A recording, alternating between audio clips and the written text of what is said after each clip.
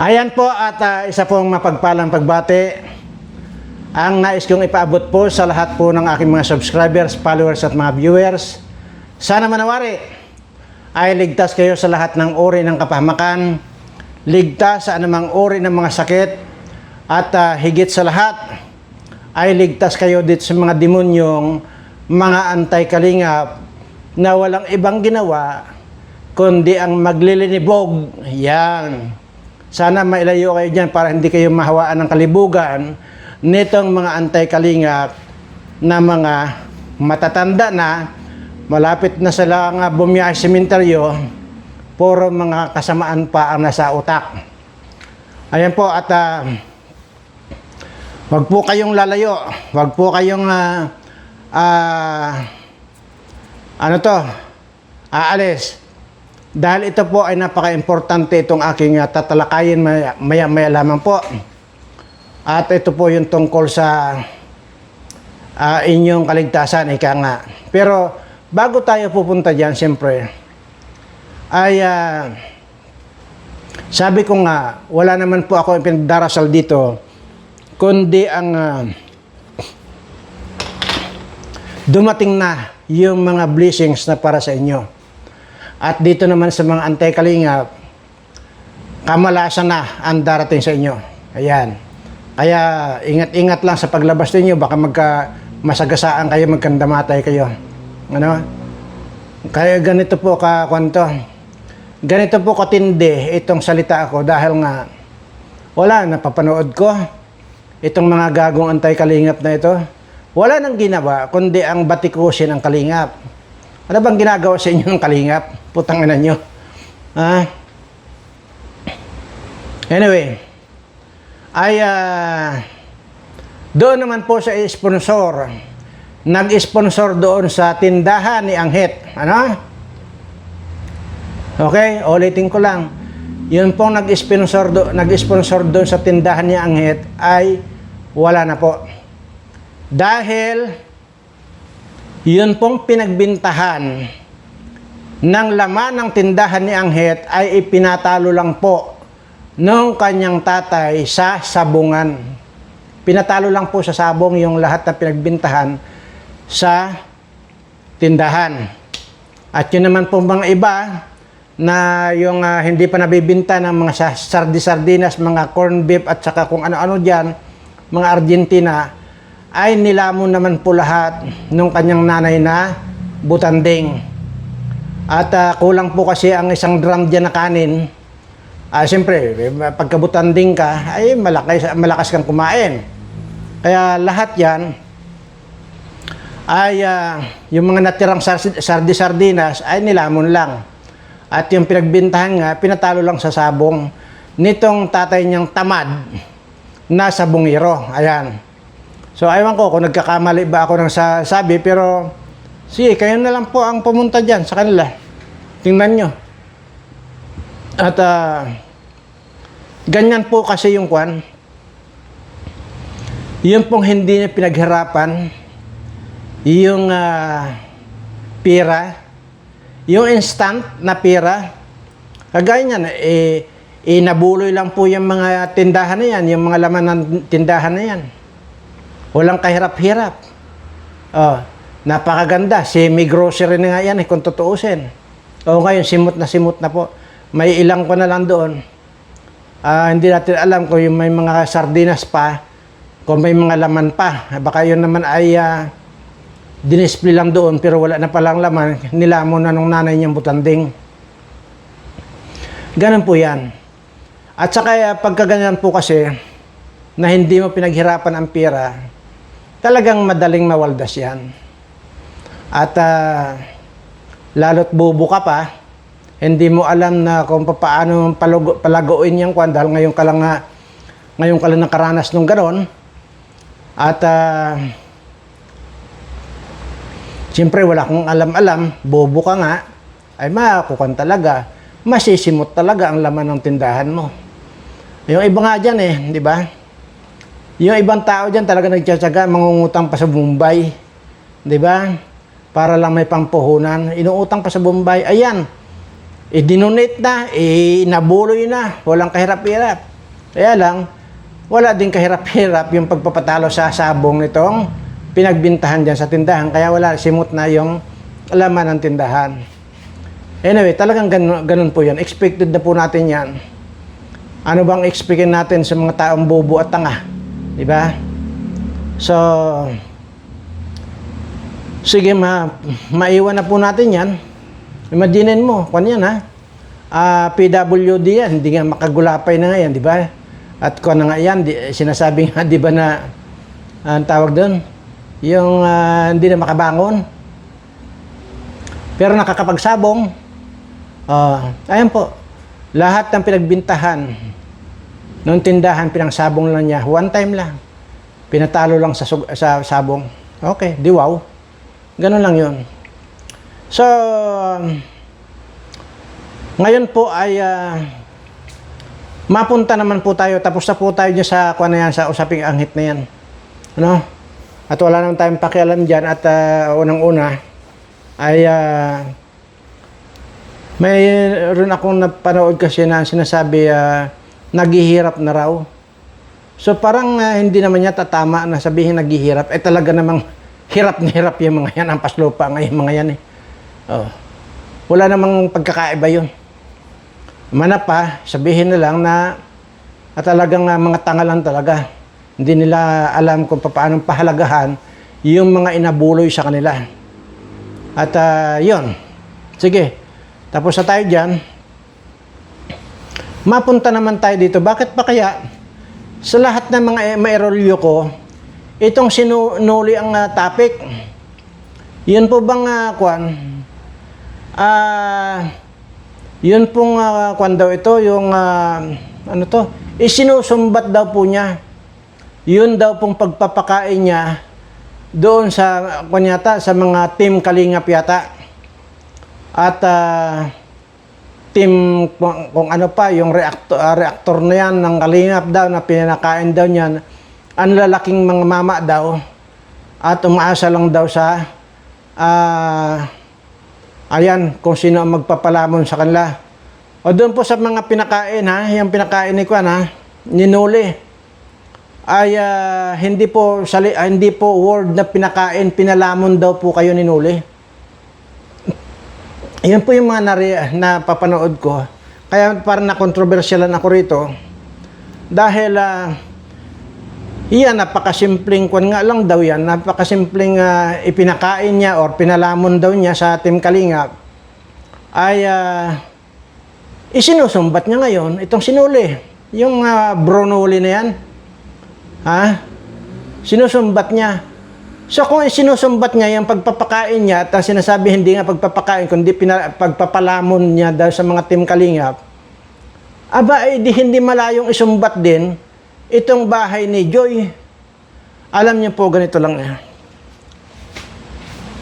Sa totoo lang po, itong taong ito, sa tingin ko lang, at hindi naman po ako pwedeng magkamali doon sa pag-a-analyze ko ng isang tao.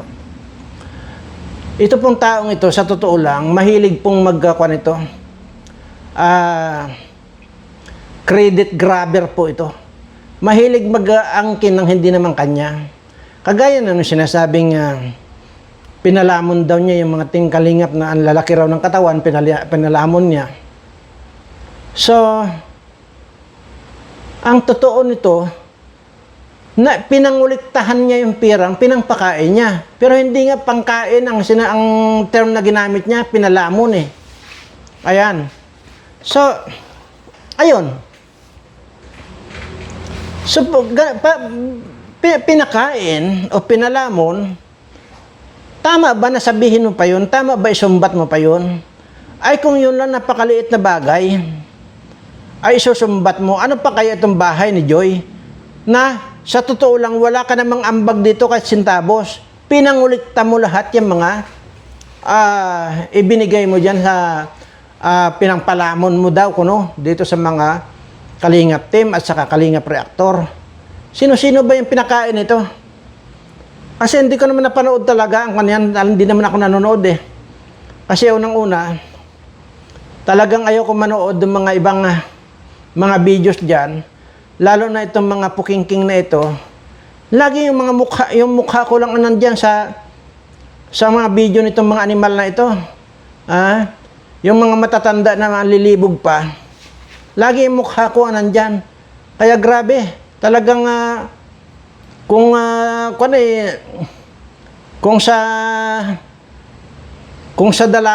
dalaga pa ako, nilamas nyo na ako ng nilamas eh. Wala na kayo itinira sa akin eh. Lagi na lang yung mukha ko na nandiyan sa video ninyo. Sa sobrang pagnanasa nitong mga pukingking na ito. Lahat ito, mga na ito, ang tatanda na ang lilibog. Ewan ko, nag-i-enjoy sila na ilagay yung mukha ko dyan sa thumbnail nila. Ewan ko kung anong meron. Wag po. Wag niyong gagawin yan. Unang-una, pag nakikita ko po, nadidire ako eh. Tapos makita ko, yung picture ko, nandiyan sa thumbnail itong si Hayat. Ay putang ina, nasusuka agad ako eh. Bakit ka ako napunta itong picture ko dito kay Hayat na ito? Nakakatakot ito, aswang ito. Saka doon sa Cell TV, at saka doon sa lulaglo na yan, na isang, isa ring, katanda-tanda na, isa ring, makati rin ang tinggil yan. Yan yun. Hindi ko pinanood yan, mayroon niya eh.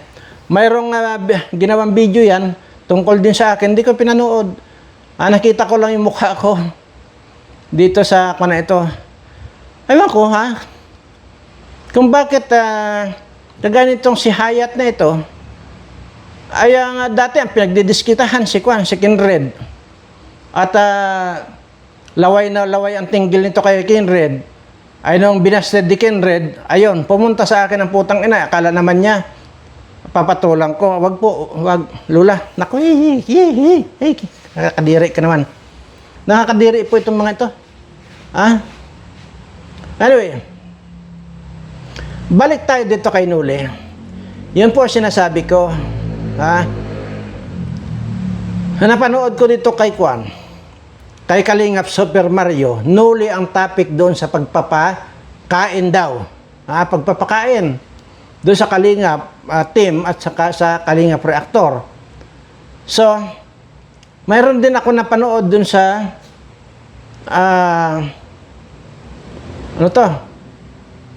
sa channel ni Noel, si Direk Noel Sa, ayan. Kaya lang, mukhang, ito naman si Direk Noel Sa, parang gusto yata niyang, agawan pa ako ng channel. Imagine, napanood nyo na ba yung kanyang bagong upload na, inaagawan na talaga ako. Sige, ikaw na lang gumawa ng mga content ko.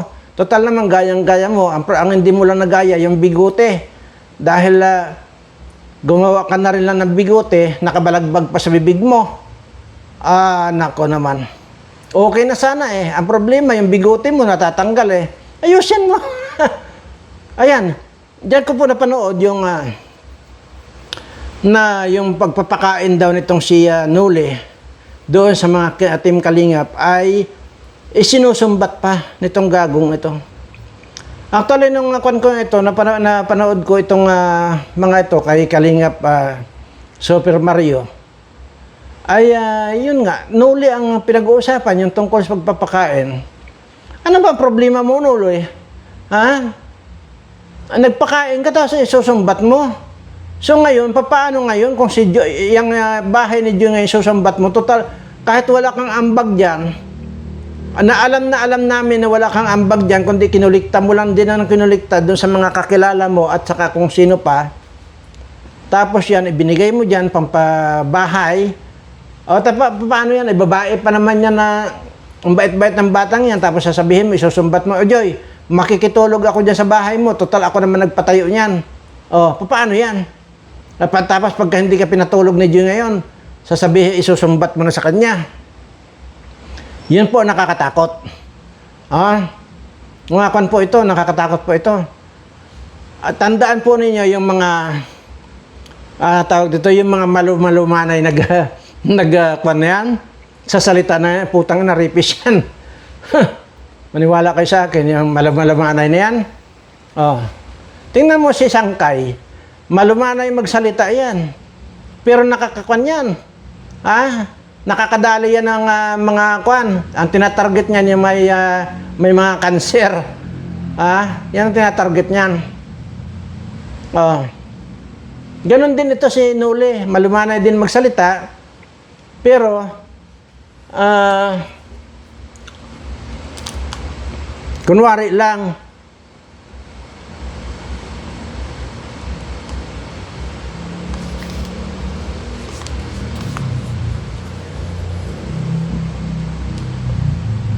ayan. Yan ang nakakatakot dyan. Paano yun kung isusumbat yan? Actually, ang sinasabi nga, hindi kain, hindi niya pinakain, kundi pinalamon daw niya. At ang lalaki daw ng katawan pa. Imaginin mo, para pagkain lang, isusumbat niya ganon. Kung nakikinig ka Nuli, magkano ba yung ginastos mo pang pakain doon sa sinasabi mong malalaking tao na pinalamon mo? Yun ang sabi mo pinalamon mo magkano ba nagastos mo? Sabihin mo dyan sa kwan mo. Sabihin mo. At kung magkano yung nagastos mo. Dahil nangingilabot po kasi ako pagdating sa pagkain ang pinag-uusapan tapos isusumbat. Diyan po ako nangingilabot hindi ko po kayang ganun. Kasi lalo na kung pagdating sa pagkain, tapos isusumbat yan, nangingilabot po ako. Kaya kung magkano man yung nagastos mo, doon sa pagpapakain sa Kalingap team at sa mga Kalingap reactor na sinasabi mo, ilan ba sila? Magkano ba yung ginastos mo? Sige, ako ang magbabayad sa iyo, babayaran kita. Hindi lang kita basta babayaran, dodoblihin ko pa kung magkano ginastos mo. Siguraduhin mo lang na yung pera na yun, hindi mo kinulikta, siguraduhin mo lang na pera mo mismo. At babayaran kita doble doon sa ginastos mo. Yun lang. Kasi pagdating sa pagkain, hindi ko po gusto yung mga nakakarinig na sasabihin na pinakain ko si ganito at ganito may binigay ako sa kanya. Mapanumbat itong Nuli na ito. Kaya itong delikado rito kay Joy. Delikado ito. At tetanus ito. May dalang tetanus itong Nuli na ito pagka ganyan ugali nito. At hindi mo makan ito. Mapanumbat. Ayan. So, ngayon ay ayan muna.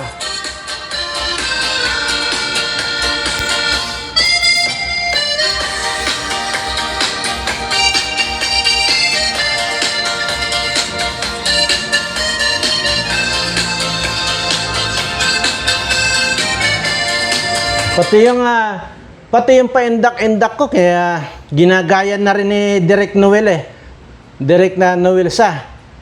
Ay, gagaya ka, hindi mo naman nagaya ang bigote ko. At ayusin mo sa susunod. At kung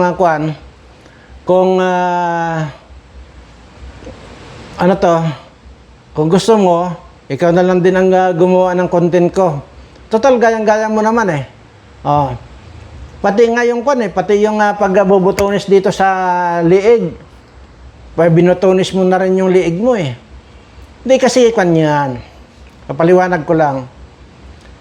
Kasi, kaya ko binubutonis yung liig ko ng ganito, hanggang dito. Kasi nga, ayaw kong mapasukan ng hangin yung liig ko. Pag napasukan ng hangin yan, putang ina, humanda itong mga matatanda na ito. Nako. Ayaw ko na magsalita.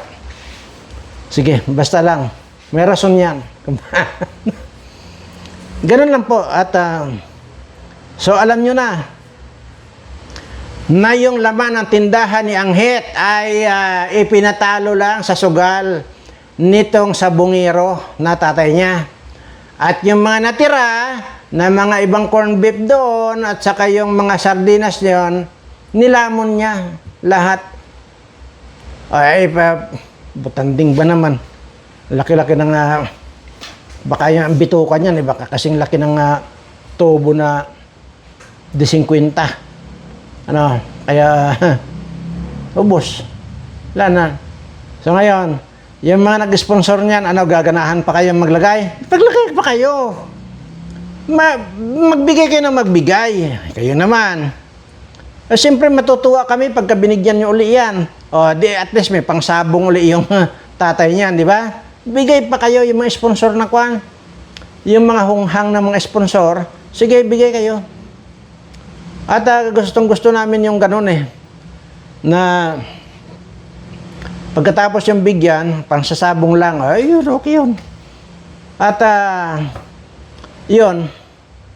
Anyway, ito lang po yan. Okay, dito na po tayo sa pinaka-importanting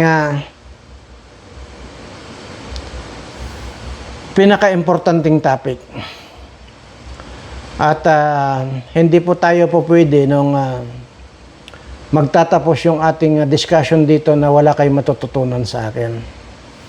At katunayan, yung iba po ay yung ibang mga gumawa na doon sa mga itinuro ko, talaga makikita naman sa comment section, nagpapasalamat pa nga sila doon sa mga itinuturo ko.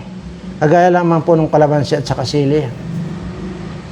At talagang napatunayan nila na totoo yung mga itinuturo kong mga kagamutan sa kanila.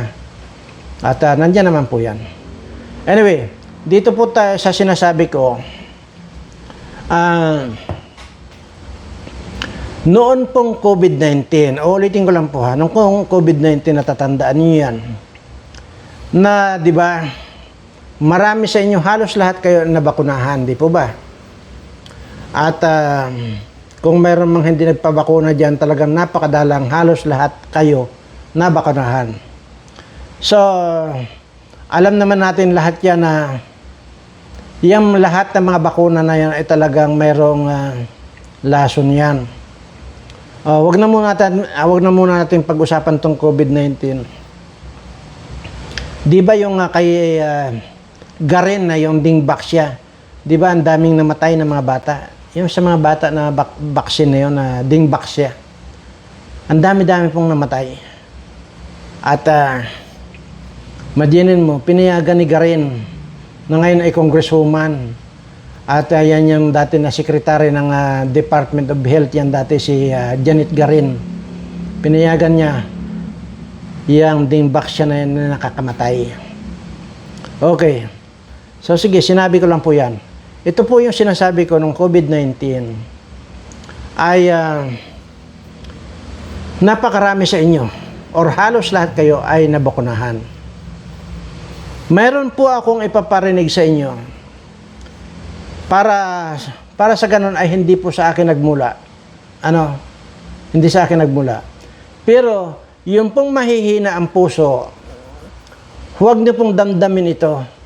Dahil actually, mayroon na rin po akong itinuro dyan sa video ko po, mismo itinuro ko kung paano yung tanggalin yung lason na hanggang ngayon ay nandyan, dumadaloy sa inyong sistema ng katawan, yung lason na yan ng dulot ng COVID-19 vaccine na yan. Ito muna ang ipaparinig ko sa inyo. No?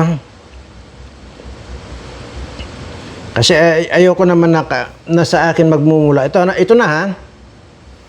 Alala sa lahat ng nagpabakuna noong COVID-19 ay hanggang taong 2030 na lang ang itatagal nyo ayon yan sa Health Organization. Bago yan, makakaranas muna kayo ng panlalabo ng mata, panghihina ng katawan, hirap sa paghinga, madaling mapagod, cancer at sakit sa puso. Huwag gawing biro ang post na ito, share para marami ang maalerto. Nasa post namin ang mga vaccine na may side effect. Tingnan. Good news, SAM de Novalan NG. Siguro naman po maliwanag sa inyo yan, no? At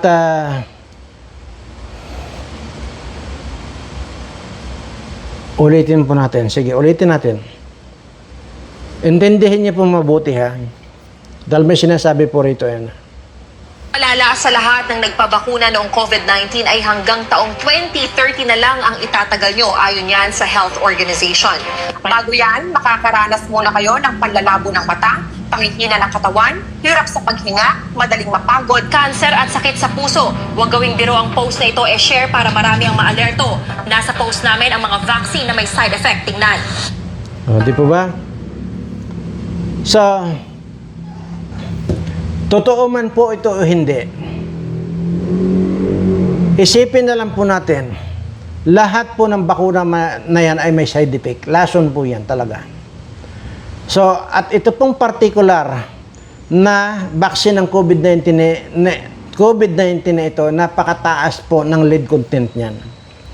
Ang ibig pong sabihin, kung mataas po ang lead content na pumasok sa katawan mo, nandyan na po yan. Sinabi naman po yan, yung mga panlalabo ng mata hanggang sa magkakakanser ka. Ngayon, sabi ko po sa inyo na huwag muna kayong problema dahil may solusyon po tayo dyan na ibinigay. At ikuan ko lang po, i-discuss ko lang po yung sinasabi ng iba. Pagkatapos daw nilang sundin yung sinasabi ko, may tinuro po kasi ako dyan na para ma-detox yung lason na ipinasok sa katawan ninyo na ang COVID na yan, vaccine na yan, COVID-19 vaccine na yan. So, totoo po, yung sinasabi nila na magmula nung nabakunahan sila, nanlalabo yung mata, minsan nahihilo sila, basta marami silang nararamdaman. Di ba? Agree ba kayo doon sa sinasabi ko? Marami po yan. Marami po nag-comment sa akin yan na ganyan na talagang basta maraming nararamdaman sila pagkatapos doon mabakunahan silang ganyan. Kaya nga po, noong mabasa ko po yung, nung mapanood ko po yung, hindi lamang po ito, marami pa po yung masasabi na mismong World Health Organization mismo ang nagsabi niyan na talagang nakamamatay. So, ang sinasabi po rito ngayon ay hanggang 2028 na lang. Sana huwag naman. Ngayon, doon sa makakapanood nito, na sinasabi ko ay malayong mangyari na mamamatay kayo sa 2028. Pero doon sa mga hindi makapanood ditong video kong ito, ay mamamatay nga. Hindi naman sa akin ang galing yun. Ito, nandito sa balita. Nandyan po sa video ko, yung tinuro ko po dyan yung ugat ng niyog, ugat ng niyog, ugat ng saging, at saka kung ano-ano pa. Na nandyan po sa procedure yung kung paano ang gagawin ninyo. At yun po ang inumin nyo kung ilang araw po, nandyan din po sa video ko. At kung ano pa po yung kasama noon, nandyan din po sa video ko. Nalimutan ko lang po yung title na noon, yung video ko. Medyo matagal-tagal na po kasi yun eh. At doon po sa nakakaalam, i-comment nyo nga po. Doon sa mga nakagawa na, nakapanood na at nakagawa na mismo, i-comment nyo po dyan para mabasa po nung iba na hindi pa nakakaalam. Kung ano pong title noong video na yun na itinuro ko kung paanong i-detox yung lason sa inyong katawan. At yun po ang magliligtas sa inyo.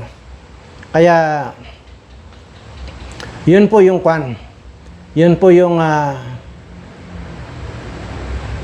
anyway, basta ang sa akin lang po ay yung susunod, yung gustong sumunod po ay sumunod. Pero kung hindi naman, wala namang problema.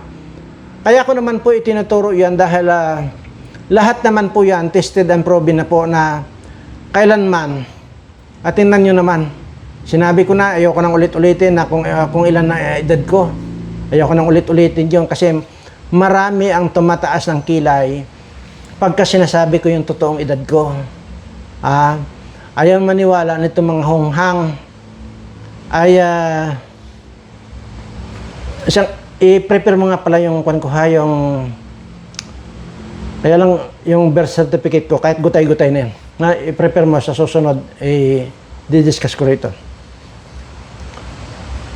Hanapin mo doon sa drawer. Ngayon, doon po kasi ang dami-dami nagtataasan ng kilay nung sinasabi ko yung totoong edad ko. I-discuss ko po yan sa inyo. Pagtiyagaan nyo po, dahil gutay-gutay na po talaga yung birth certificate ko, 1849 pa ba naman. So, yun. Kahit kailan po ay hindi naman ako nagpa-doktor na kuhan, kundi yung dati, nung ipinasok ako, wala na pa ako sa akong malay noon, ipinasok nila ako sa hospital noon, pero wala naman po silang ginawa sa akin eh. Ako pa rin po ang naggumamot sa sarili ko. Lahat po yan, puro kwan lang po. Yung ako lang din po ang naggagamot sa sarili ko. At saka yung mga ibang tao na naniniwala sa akin, pagka naman meron akong binigyan ng, pagka may nakita ako na ganito, nabibigyan ko ng, natuturuan ko ng gamot, ay antimano naman po gumagaling. So, yun. Kagaya naman po ng kalamansi at saka sili na yan. Na yan po yung kalamansi at saka sili na yan ay yan po yung talagang yan po talaga ang magliligtas sa tiyak na kamatayan sa inyo. Pagka dumating po yung dilubyo dito sa atin, yung mga virus na yan. Nandyan din po yung, panoorin nyo po yung may thumbnail ako, kalamansi at saka sili. Panoorin nyo po yun dahil kung papaanong mag-work, kung papaano magtatrabaho yung kalamansi at saka sili. At yan po ang sasangga ng mga virus na darating dito sa atin. At kan po yan, darating at darating po talaga ang virus dito sa atin. Anyway, ganun pa man ay doon po sa mga nangangati ang lalamunan, ginawa lang po nila isang sprayhan lang po. Wala na agad. Mayroon po nagsasabi dyan, isang linggo na raw, isang buwan na raw siyang inom ng gamot. Nung napanood lang daw niya yung itinuro kong kalamansi sa kasila, isang sprayhan lang daw. Tanggal agad. Yun namang isa ay sinubukan daw niya yung gumawa din daw po siya. Kasi nga yung kanya, lagi po nagkakatunsil. Yung tao na yun. Sinubukan niyang gumawa.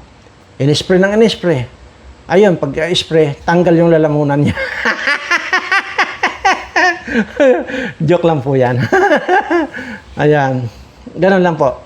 Basta po yung para ma-detox po yung mga lason na in-inject sa inyo ng COVID-19, nandyan po sa video yan. Hanapin nyo lang po. Nakalimutan ko lang po talaga ang title.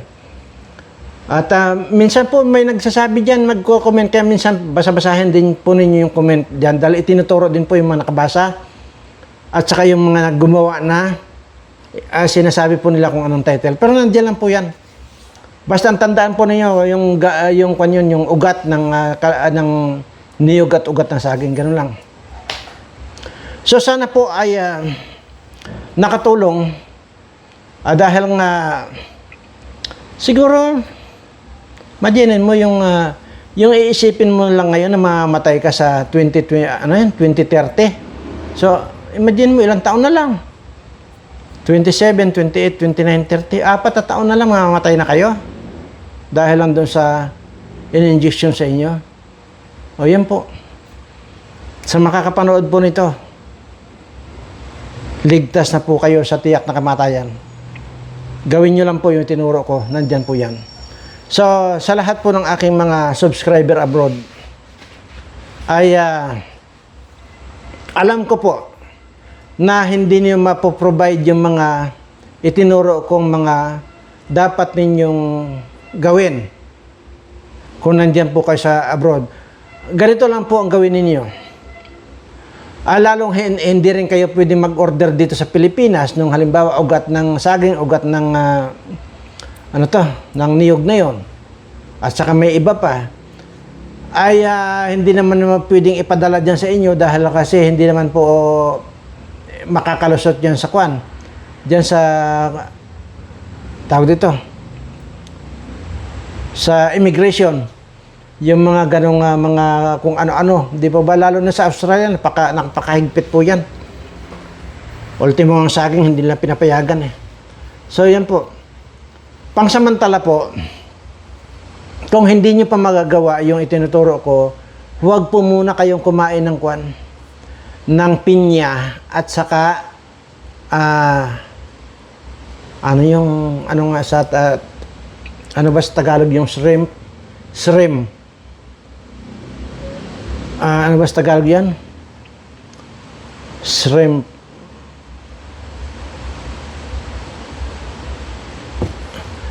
Basta wag po kayong kumain nun. Yung pinya at saka shrimp. Ay, ano yung ano to? Bullshit. Hipon or sugpo. Wag po kayong kumain yan. Kung hindi nyo pa nagagawa yung itinuro ko, wag muna kayong kumain ng hipon at saka at saka pinya. At para hindi po, kasi po sa totoo lang po, nag-uunti-unti na pong nagde-develop yan ngayon ng cancer. Yung in-injection sa inyo. Kaya nga po, pagka kumain pa kayo ng hipon at saka itong pinya, para lang pong ginagatungan niya yung cancer na madaling mag-develop. So kung hindi po kaya kakain niya, kahit paano po ay pababagalin niya yung pag-develop ng cancer sa inyo. Hanggat sa makagawa kayo ng aking itinuro dyan. Kung po yan, cancer po talaga ang patutunguhan ng in-injection sa inyo ng COVID-19 na yan. So matagal na po tayo, mahaba na po tayo. So salamat po at sana itong mga subscriber ko abroad ay mapanood din yon yung aking tinuro na yon. At ganun din yung mga subscriber ko dito, sana mapanood din yun. So maraming salamat po at ito naman pong ating ginagawa rito ay para po sa atin lahat dito. At lalo na po yung mga napagpabaksin, talaga pong delikado. So hanggang dito lamang po at maraming salamat sa lahat po ng aking mga subscriber. Mahal na mahal ko po kayong lahat.